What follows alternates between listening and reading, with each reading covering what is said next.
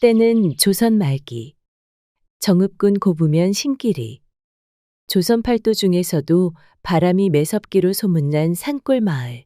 한 고을에서 이름난 사대부 집안이 있었으니 그 집 종손댁의 안주인이 바로 애순이었다. 하늘도 감탄할 만한 인품을 지닌 애순은 여느 교수들과는 달랐다. 애순은 고운 마음씨와 다정한 손끝으로 집안일을 도맡아 했고 그를 아는 교양 있는 여인이었다. 무엇보다 정이 깊고 말이 곱기로 고을 사람들 사이에 칭송을 받는 여인이었다. 그런 애순이 시집 온 곳은 고부면에서 손꼽히는 부잣집인데다 남편 김선비는 고위 관원으로 인품은 물론이며 인물마저 출중하여 사대부가의 교수들조차 그와 혼인을 꿈꾸었지만 그의 눈은 오직 아내 애순 하나만을 향하고 있었다. 허나 그 화려한 겉모습 뒤로 애순에게는 고을에서도 알아주는 독한 시어머니를 두고 있었다. 애순이 시집 온 지 3년이 넘어가도록 아이 소식이 없자 그녀는 날이 갈수록 독한 말을 퍼부었다. 애순이 너 그 반반한 낯장 믿고 우리 집 대문 들어섰지? 근데 뭐 3년이 지나도록 자식 하나 못 낳는 며느리? 네가 아무리 곱고 지성 있다 한들 자식 하나 못 낳는데 그게 다 뭔 소용이냐? 네가 이 집안 대를 끊게 생겼다 대를. 어느 날은 밤중에 애순이 조용히 자수를 놓으면 밤마다 귀신처럼 웅크려 앉아 뭐 하는 짓이냐? 너 그 손으로 복을 지으랬지? 남편 운을 깎으랬냐? 매일같이 들리는 비난과 모욕에 애순은 그저 고개를 숙였다. 말대꾸 한마디 없는 그 태도에 시어머니 유씨 부인은 더 큰 소리로 화를 내곤 했다. 그러던 어느 날 집안의 늙은 종 점순이 그녀의 딸을 데리고 애순의 방을 찾아와 무릎을 꿇고 말했다. 작은 마님, 저는 이제 나이가 많아 더는 쓸모가 없습니다. 여기저기 어찌나 아픈지요. 예전같이 일도 하지 못하고 제가 집 만들까 두렵습니다. 그래서 말인데 여기 제 딸아이 해심이라 합니다. 저 대신 곁에 두시어 일 좀 시켜주시면 은혜 잊지 않겠습니다. 그 아이는 첫눈에 봐도 보통이 아니었다. 어린 나이에 이목구비가 뚜렷해 예쁜 얼굴을 가졌고 말은 또 어찌나 청산유수인지 듣는 이가 홀릴 정도였다. 착한 애수는 해심이 너는 종이란 이름이 안 어울릴 만큼 곱구나. 네 뜻이 그렇다면 네 딸을 이 집에 들여라. 내가 그 아이에게 잘 대해줄 것이니 걱정 말고. 하며 웃으며 해심을 받아들이고 점순에게는 그동안의 노고를 치하해 돈까지 챙겨 보내주었다. 점순은 고개를 깊숙이 숙이며 마치 오래도록 기다린 듯한 표정으로 말을 이었다. 작은 마님, 정말 감사하옵니다. 그날 저녁 얼마 지나지 않아 해심이 집으로 들어왔다. 어린 나이에 비해 말솜씨가 뛰어난 그녀는 첫인상부터 애순의 마음을 사로잡았다. 작은 마님, 잘 부탁드리겠습니다. 애순은 그녀를 따뜻하게 맞이하며 말했다. 잘 왔구나, 해심아. 이 집에서 마음 편히 지내도록 해라. 애순의 환대에 해심은 미소를 지으며 고개를 끄덕였다. 그러나 애순이 돌아서자 해심은 그 미소 속에서 날카로운 미소를 띄었다. 그 후 해심은 매일매일 애순의 곁에서 일하며 점점 더 애순의 신뢰를 얻어갔다. 어느 날 저녁, 시어머니가 가장 아끼던 금은 목걸이와 호박 목걸이가 들어있는 보석함이 감쪽같이 사라졌다. 아니 집안에 도둑이 들었다. 내 귀한 보물들이 어디로 간 것이냐? 시어머니 유씨 부인은 집안이 떠나가라 고래고래 소리를 지르며 여종이며 머슴이며 하나하나 붙들고 추궁하기 시작했다. 네가 훔쳤느냐? 아니면 네가 숨겨둔 거냐? 도대체 그 보석함이 발이 달리지 않고서야 어디로 갔단 말이냐? 의심은 어느새 며느리 애순에게까지 번졌고 집안은 순식간에 도둑 소동으로 아수라장이 되었다. 그리고 다음 날 아침 해심은 조심스레 품속에서 보석함을 꺼내들고 마님의 방문 앞에서 주위를 두리번거리더니 문을 두드렸다. 마님, 안에 계십니까? 들을 말씀이 있사옵니다. 어여들라. 문을 열고 들어선 해심은 조심조심 발을 옮겨 마님 앞에 섰다. 그리고는 품 안에서 보석함을 꺼내어 두 손으로 내밀었다. 이것이 혹시 마님께서 찾으시는 보석함이옵니까? 그 말을 들은 마님. 유씨 부인은 깜짝 놀라 두 눈을 부릅떴다. 당장 보석함을 열자 그토록 아끼던 금은 목걸이와 호박구슬이 빛을 뿜어냈다. 아니, 이것이 어디서 난 것이냐? 니년이 훔쳐간 게냐?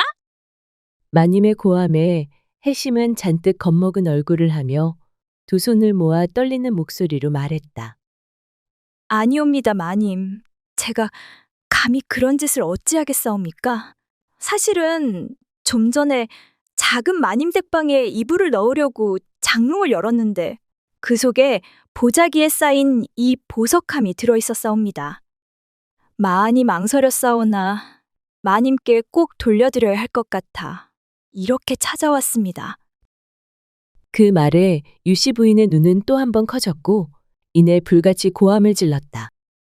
그럼 네 말인즉슨 이 보석함이 애순이 방에 있었다는 것이냐? 해심은 조용히 고개를 끄덕이며 눈동자만 슬며시 위로 굴렸다. 예, 마님, 분명히 글이 있었사옵니다. 아니, 애순이가 그럴 리가. 네 말이 거짓말이면 가만두지 않을 터이니 각오하거라. 해심은 자신이 보석함을 숨겨놓고는 그 죄를 애순에게 뒤집어 씌우려는 간악한 계략을 꾸민 것이었다. 곧장 부엌 쪽에 있던 애순이 끌려오듯 들어오자 유씨 부인은 고래고래 소리쳤다. 내 인연, 감히 내 보석함을 네 방에 감춰두었다니. 집안의 채통을 땅에 쳐박고도 살아있을 낯이 있느냐? 애순은 눈이 휘둥그레져 말을 더듬었다. 어머님 아니옵니다. 이게 다 무슨 말씀이신지. 소첩은 그런 물건 본 적도 없사옵니다. 누군가 일부러 그럼 해심이가 거짓을 말한단 말이더냐? 그 말에 해심이 끼어들며 말했다. 아니옵니다. 제가 분명히 보았사옵니다. 작은 마님, 장롱 서랍 깊숙한 곳에서 감춰져 있었사옵니다. 그 뻔뻔한 해심의 말에 애수는 망치로 얻어맞은 듯 멍해졌다. 온몸이 떨리고 눈동자엔 눈물이 맺혔다. 해심이 분명 일부러 나를 모함하고 있어. 아닙니다. 어머님 제가 왜 어머님 물건에 손을 대겠습니까? 혜심아, 너 왜 그러느냐? 나는 이걸 본 적도 없는데 왜 거짓말을. 하지만 마님 유씨 부인은 더 이상 듣지 않았다. 한번 틀어막힌 마음은 악녀 해심의 연기에 완전히 넘어간 것이었다. 그날 늦저녁, 온 집안은 난리통이었다. 종이며 머슴이며 눈치만 보고 서 있었고 유씨 부인의 고함 소리는 마당 끝까지 울려 퍼졌다. 그때 아범이 왔다.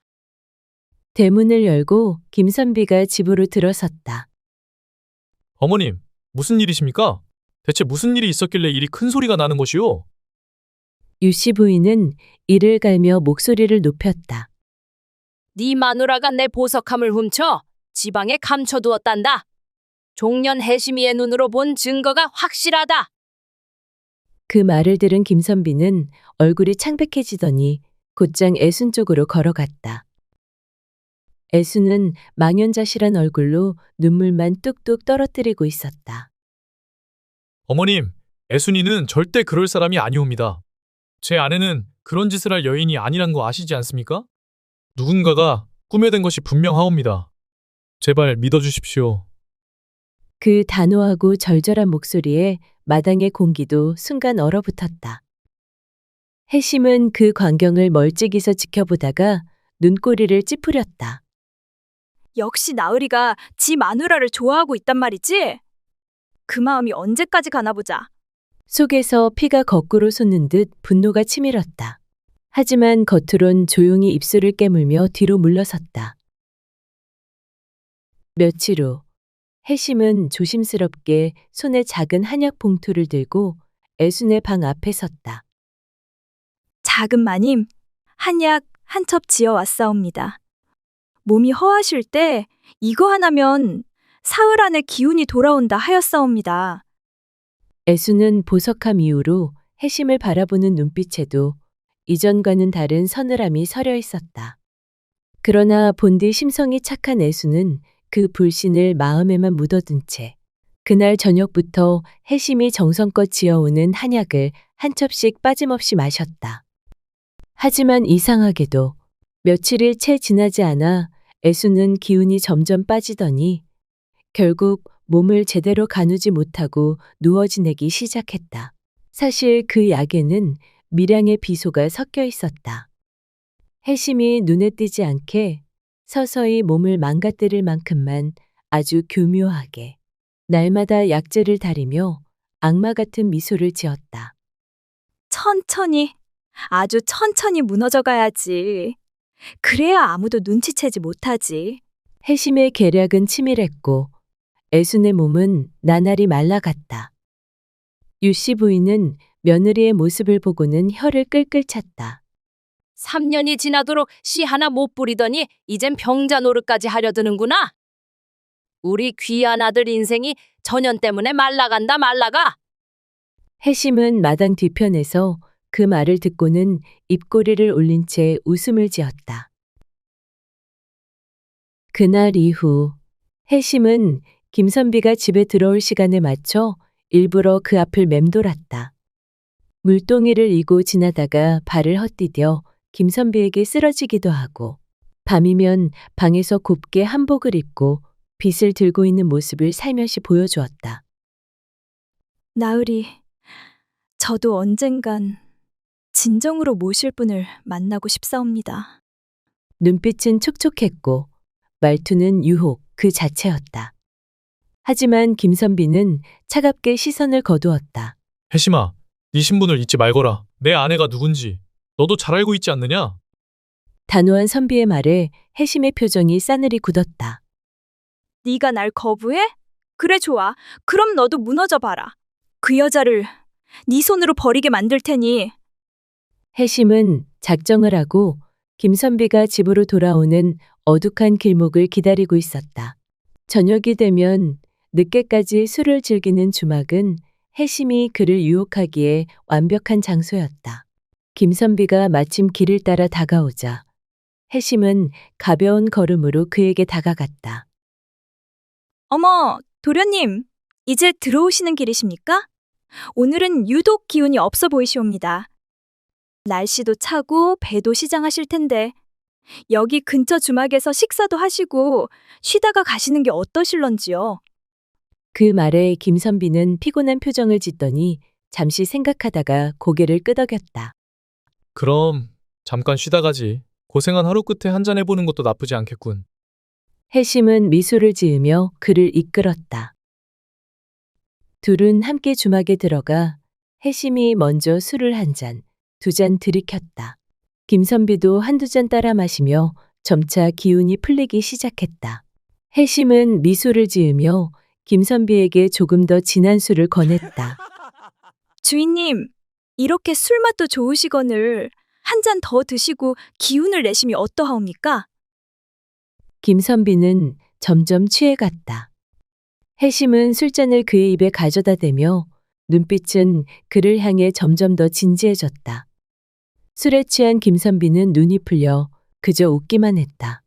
주막에서 술을 한껏 마신 김선비는 이제 완전히 취해 몸을 가눌 수도 없었다. 비틀거리며 밖으로 나오려던 그에게 해심은 부드러운 손길로 다가가며 말하였다. 도련님, 여기서 돌아가시려면 너무 늦지 않았습니까?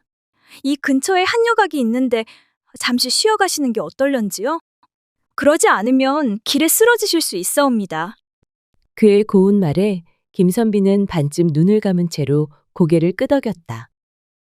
그래, 내가 너무 취했나 보군. 좀 쉬었다 가지. 해심은 그를 이끌고 여각으로 들어갔다. 김선비가 자리에 눕자 해심이 천천히 그의 머리맡으로 다가가 그의 옷깃을 만지며 속삭였다. 사실 저는 이 집에 오면서부터 나으리를 마음에 품고 있었사옵니다. 그녀의 부드러운 말투와 은은한 향기, 그리고 매끄러운 손길이 김선비의 의식을 흐리게 만들었다.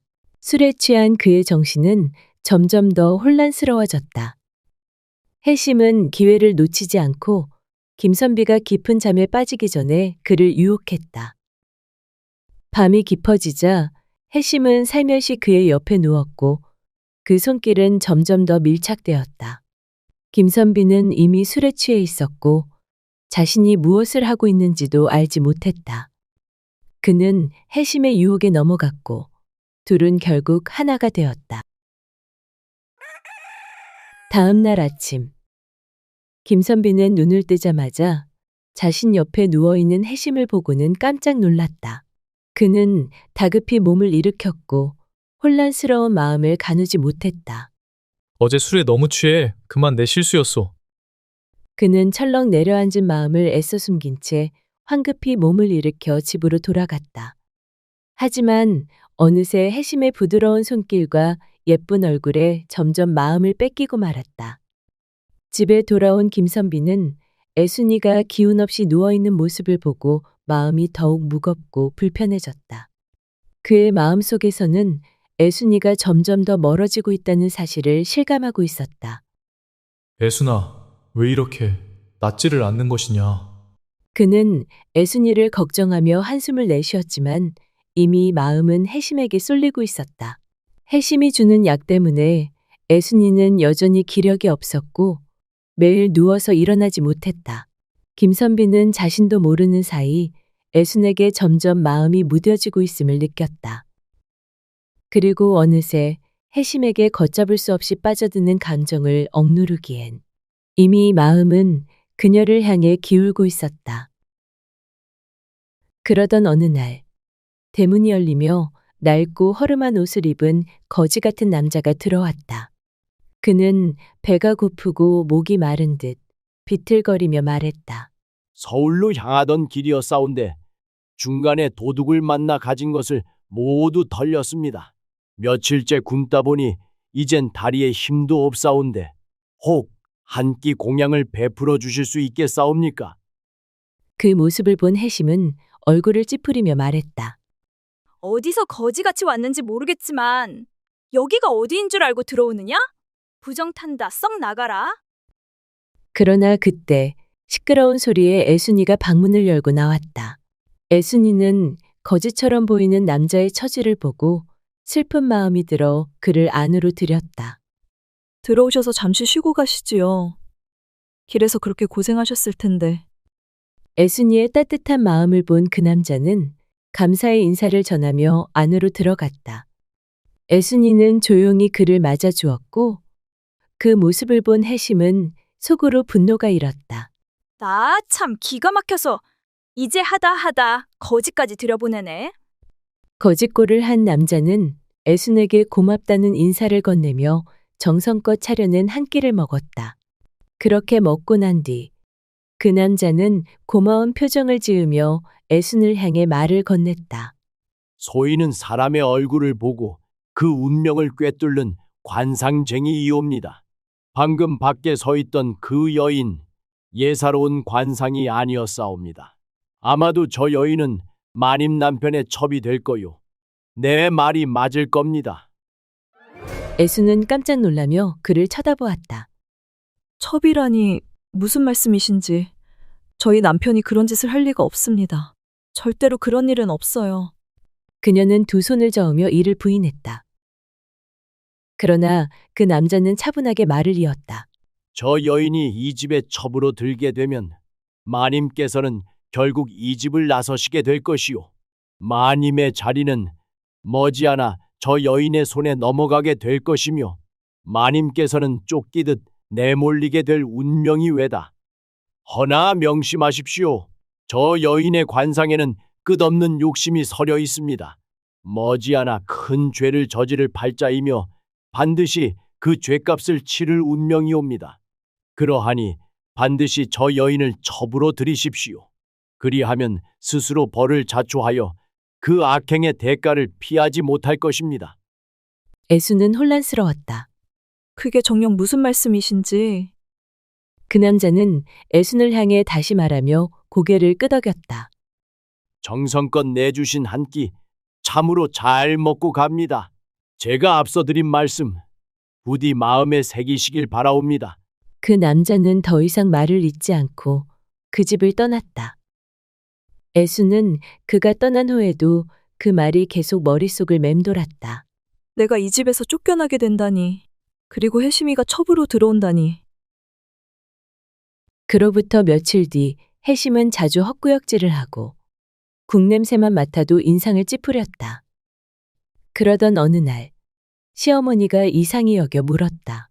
왜 그러느냐? 너 어디 탈이 났느냐? 해심은 고개를 푹 숙인 채 조심스럽게 대답했다.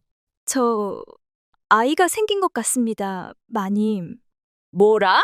아직 혼인도 안 한 계집이 무슨 아이란 말이냐? 시어머니는 얼굴이 시뻘개져 손에 들고 있던 수건을 집어던졌다.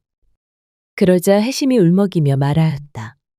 사실은 이 아이는 나으리의 아이입니다.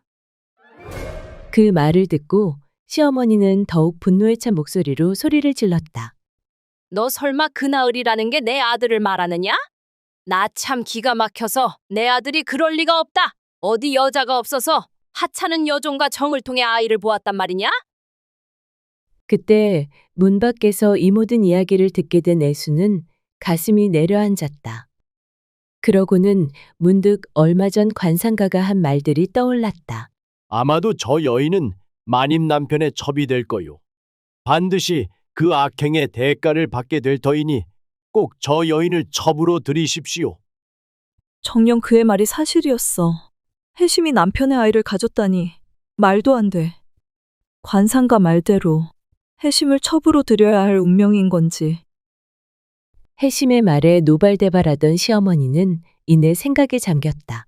몇 해를 기다려도 아이 하나 들지 않고 이젠 기력조차 쇠해 하루 종일 누워있는 애순이보단 핏줄을 잉태한 이 계집이 차라리 낫겠다 여긴 것이다. 그리곤 시어머니는 애순이를 불러 말했다. 해심이가 김선비 아이를 잉태하였으니 어쩔 수 없이 첩으로 들여야겠다. 냉소적인 시어머니의 단호한 말 한마디에 애수는 마치 가슴이 산산조각 나는 듯한 통증을 느꼈다. 하지만 관상가의 말을 따르고자 애수는 결연한 표정으로 말했다. 네, 혜심이를 첩으로 들이지요. 아이를 못 낳은 죄인인 제가 무슨 말 더 하겠사옵니까? 순순히 그러겠다는 애순의 말에 시어머니는 내심 놀라움을 감추지 못했지만 이내 매서운 눈으로 애순을 쳐다보았다. 그리하여 시어머니는 김선비에게 물어 해심과의 관계를 확인하고는 결국 해심에게 안채 하나를 내어주며 말했다. 이제부터 이 방에서 선비와 지내거라. 너를 이 집에 첩으로 들이마. 해심은 드디어 모든 것이 뜻대로 이루어진 듯 고개를 숙여 감사해하며 은은한 미소를 지었고 자신이 계획한 대로 상황이 흘러가고 있음을 확신했다. 이제 애순이만 나가면 다 끝날 일이야. 그녀는 자신의 어머니 점순에게 가서 모든 계획을 속삭였다. 엄마, 제가 성공했어요. 이제 곧 애순이는 집에서 쫓겨날 일만 남았다니까요.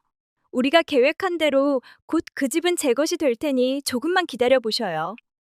눈엣 가시 같은 마님도 머지않아 애순이처럼 쫓아내고 말 테니까요. 점수는 속으로 쾌재를 불렀다. 그래, 드디어 내 딸이 이 집 안방을 차지하게 생겼구나. 사실 해심이 이 집에 발을 들이기 전부터 점순과 해심 모녀는 오래도록 계획을 세워왔던 것이다. 늦저녁 해심이 집으로 들어오자 마루에 앉아있던 애순이 그녀를 불러 세웠다. 관상가의 말에 첩으로 들이긴 했으나 남편과 해심의 배신에 분노가 치밀었다. 애순은 두 손을 꼭 움켜쥔 채 끓어오르는 울분을 억누르지 못하고 말을 이었다. 내가 너를 어떻게 도와주었는데 어찌 내 남편을 탐하느냐? 애순은 억울하고 애통한 마음에 눈물이 흘렀다. 내가 네 어머니의 고마운 마음 하나로 너를 이 집에 들였거늘. 어찌하여 너는 나를 이토록 능멸하느냐? 내 남편을 빼앗고 나의 자리를 탐하고 은혜를 이렇게 갚는 것이더냐? 해심은 입꼬리를 비틀어 올리며 비웃는 눈길로 애순을 내려다보았다. 작은 마님께서는 어찌 그리도 어수룩하십니까? 남편 단속 하나 제대로 못하시고 하루 종일 병든 듯 누워만 계시니 어느 사내가 그런 마누라를 오래 곁에 두겠사옵니까? 이제 그만 채통 지키시고 물러나시지요. 이 몸이 이미 이 집 안방을 차지하였으니. 애순은 해심의 말에 몸을 떨며 울부짖었다. 사람이라면 어찌 이런 짓을 할 수 있느냐. 천벌받을 게다. 하지만 해심은 애순을 비웃으며 그 자리를 떴다. 애순은 모든 걸 포기한 듯 그렇게 해심을 첩으로 받아들였다. 달이 기운 밤. 안방에서는 해심의 웃음소리와 김선비의 다정한 말소리가 새어나왔다. 해심, 이리 좀 더 가까이 와보소. 이 차는 아기에게도 좋다 하더이다. 그러십니까, 나으리? 이 아이도 좋은 아비를 만나 복이 많겠사옵니다. 그 소리를 이불을 뒤집어 쓴 채 듣고 있는 애수는 울음을 삼키며 베갯짓을 적셨다. 그녀의 방은 이제 행랑채 옆 작은 뒷방. 바람도 잘 막히지 않아 겨울이 다가오자 몸이 으슬으슬 떨렸다. 그녀의 손은 사가서 꿰매던 바느질조차 버거웠고 기운도 빠져 국밥 한 술도 다 먹지 못했다. 하인 하나도 오지 않는 방. 그 방에서 애수는 마치 투명한 사람처럼 살아갔다.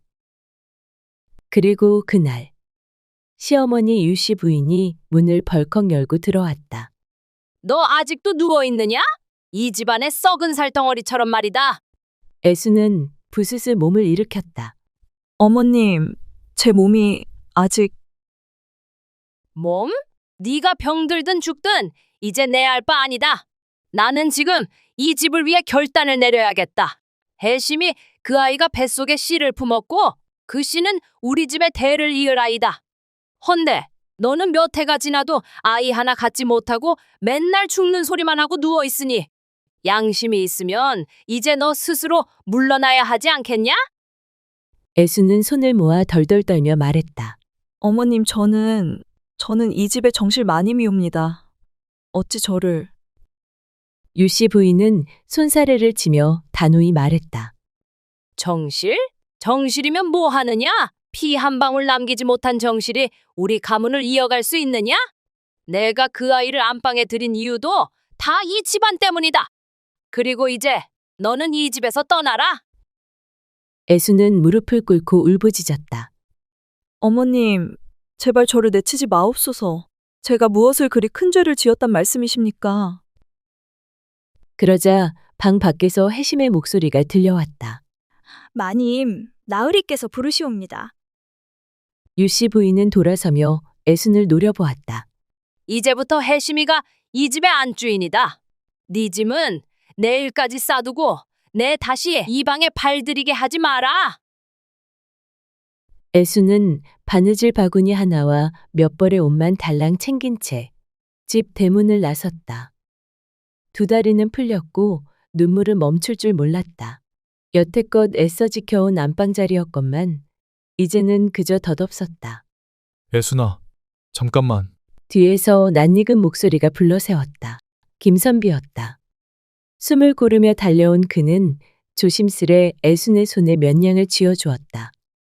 미안하오. 허나 해심이 내 아이를 가진 이상 내 어찌할 수 없소. 이해해 주시오. 그 말 한마디에 애수는 대꾸도 없이 고개만 끄덕인 채 발걸음을 옮겼다. 쌀쌀한 봄바람이 얼굴을 스치는데 마음은 그보다도 더 시렸다. 그때 오래지 않아 다녀갔던 그 거짓골 관상가의 말이 뇌리를 파고들었다. 이 여인을 들이시면 마님께서는 반드시 이 집을 나가게 될 것이요. 그때는 미친 소리라 여겼는데 애수는 가만히 중얼였다. 정말 그 사람 말이 다 맞았어. 그 순간 쏟아지지 않으려 애써 버티던 눈물이 끝내 뺨을 타고 흐르기 시작했다. 며칠을 굶다시피 떠돌던 어느 날 장터 귀퉁이에서 애수는 우연히 누군가와 마주쳤다. 아니, 이게 누굽니까? 작은 마님 아니십니까? 반가움의 인사도 잠시, 허름한 옷차림, 초췌한 얼굴. 애수는 고개를 푹 숙인 채 대꾸조차 하지 않았다. 그녀를 알아본 이는 다름 아닌 예전 집안 여종인 월숙이었다. 아니, 마님 이게 대체 어찌된 일입니까? 말씀 좀 해보시지요. 이 꼴이 무슨 일이랍니까? 몰골이 말이 아닌 애순을 보곤 깜짝 놀란 월숙이 다급히 물었다. 그러나 애순은 아무 말 없이 고개만 떨군 채 눈물만 뚝뚝 흘릴 뿐이었다. 그 모습에 가슴이 저려온 월숙은 더는 묻지 않고 조심스레 그녀의 팔을 감싸며 말했다. 날도 차니 일단 우리 집으로 가시지예. 월숙은 애순을 조심스레 부축하여 자신의 집으로 데려갔다. 그 여종은 앞 못 보는 아버지를 보살피기 위해 예전 집안일을 접고 나갔던 터였다. 그때 애순이 쥐어준 금잎 몇 개 덕분에 여종은 아버지를 마지막까지 지킬 수 있었다. 제가 마님께 받은 그 은혜 평생 못 잊지예. 이번에는 제가 은혜를 갚을 차례입니다. 그리하여 두 여인은 초가 삼간 작은 방 안에서 서로의 아픔을 나누며 살아가게 되었다. 그 후 몇 달이 지나고 시간이 흘렀지만 애심의 배가 불러오지 않자 사람들의 눈초리가 날카로워졌다. 시어머니는 날마다 해심의 배를 힐끗거리며 수군거렸고 마침내 의심이 터졌다. 아니, 임신이라고 한 지가 대체 언젠데 배가 왜 저 모양이냐? 어디 의녀를 불러 확인해보자. 결국 해심이 임신이 아니라는 사실이 들통이 나자 해심은 발악했다. 거짓이 아니에요. 정말이에요. 아니면 아기가 뱃속에서 죽었을지도 모르는 일입니다. 하지만 시어머니는 해심의 거짓말을 단번에 알아채고는 분노를 참지 못했다. 결국 그날 밤 해심에게 짐을 싸라고 소리쳤다. 어디서 감히 거짓말로 이 집에 발을 들이려는 게냐? 네 뜻대로 다 될 줄 알았더냐? 잔말 말고 어서 썩 나가거라. 이 집은 너 같은 계집이 들어올 곳이 아니다. 그날 밤 모두가 잠든 시각. 꼼짝없이 이 집에서 쫓겨나게 되자 해심은 분노에 이를 갈며 부엌으로 향했다. 그녀는 이글거리는 눈으로 아궁이를 바라보다가 마침내 불씨를 던지며 중얼거렸다. 다 타버리면 다 끝이야. 내가 가지지 못하면 이 집도 나으리도 마님도 다. 불길은 점차 거세졌고 어두운 밤속에서 그 불빛은 해심의 얼굴을 더욱 악독하게 비췄다. 그녀의 마음속에서는 복수심과 불타는 야망만이 가득했다. 그때 이 모든 사실을 미리 알고 있던 한 머슴이 김선비에게 달려가 알렸고 뒤늦게야 해심이 짜놓은 각본이었다는 내막을 깨달은 김선비는 분노에 찬 얼굴로 부엌 문을 거세게 밀치며 들어섰다. 그 순간 붉은 불길이 허공을 헤집으며 타오르고 있었고 그 중심엔 헝클어진 머리칼을 흩날린 채 불길을 노려보고 있었다. 해심이 너 그의 목소리는 떨렸으나 분명했다. 거짓 임신까지 해서 애순이를 내쫓고 한약의 비소를 타 그녀의 몸을 병들게 한 것도 다 네 짓이었구나. 해심은 순간 움찔했다. 그러나 곧 다시 입꼬리를 비틀며 미소 지었다. 그래서 그게 뭐 어쨌다고요? 해심은 눈 하나 깜빡이지 않고 김선비를 노려보며 말했다. 그래야 내가 이 집의 안주인이 될 수 있지 않겠어요? 어차피 그 여자는 병약해서 곧 자리를 내줄 몸이었어요. 내 손으로 조금 앞당겼을 뿐이죠. 그 순간 김선비의 눈이 휘둥그레졌다. 해심의 입에서 나오는 말은 마치 독이 스며든 칼날 같았다. 네가 이리도 악독한 년인 줄은 내 정녕 몰랐다. 김선비는 분노에 떨며 이를 악물고 목소리를 낮추었다. 해심은 비웃듯 입꼬리를 올리며 말했다. 그런 나으리는요? 저 같은 여자의 꼬임에 넘어가 조강지처를 하루아침에 내친 건 잘한 일이었단 말씀이세요? 김선비는 말문이 막혀버렸다. 이 모든 것이 자신의 어리석음에서 비롯된 일이란 걸 이제야 깨달은 것이다. 내가 너를 들인 죄 내가 다 받겠다. 허나 지금 당장 그만두지 않으면 이 불길 속에서 벗어날 수 없을 것이야. 그의 눈빛은 차갑고 결연했다. 더 이상 미련도 연민도 없었다. 그러나 해심은 광기 어린 눈빛으로 외쳤다. 안 돼! 내가 이 모든 걸 갖기 위해서 얼마나 노력했는데 물거품이 될 수야 없지! 내가 가질 수 없으면 다 불타버려야 해! 그렇다면 너의 죄는 네가 지은 불길 속에서 끝을 맺어라. 김선비는 잠시 눈을 감았다. 그리고 이내 결심한 듯 천천히 부엌 문을 닫고 걸쇠를 채우며 해심이 더 이상 나갈 수 없도록 완전히 가두었다. 부엌 안에서 해심의 울부짖음이 터져나왔다. 나으리 제발 열어줘요! 열어달라고요! 하지만 불길은 곧 그녀의 목소리마저 삼켜버렸다. 화염이 부엌을 삼켰고 그 안에서 해심의 마지막 비명이 허공을 갈랐다. 불길이 더욱 세차게 치솟으며 그 소리는 마치 해심의 원혼처럼 울려 퍼졌다. 곧이어 마당엔 연기와 불빛이 하늘을 찔렀고 그제야 놀라 잠에서 깬 시어머니와 종들이 몰려들었다.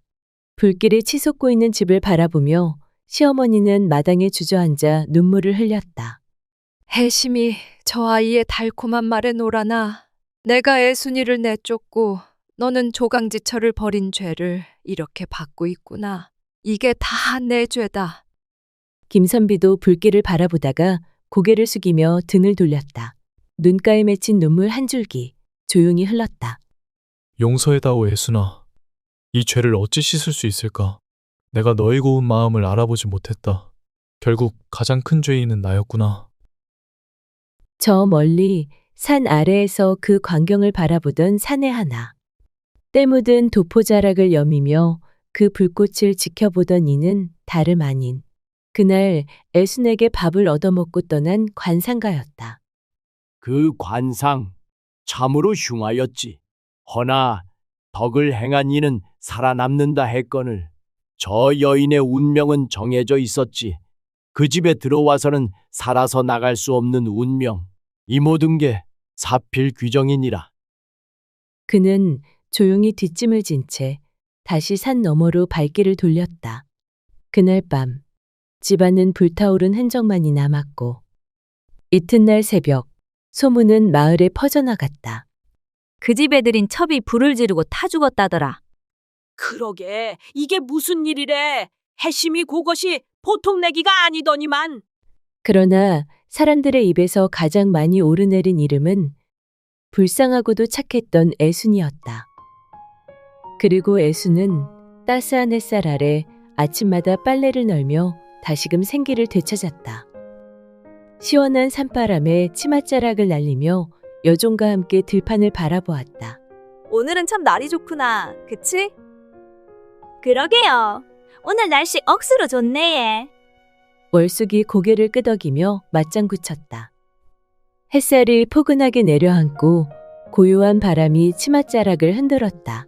세상은 여전히 잔잔히 흐르고 있었고 상처 입은 마음에도 조금씩 따스한 온기가 스며들고 있었다.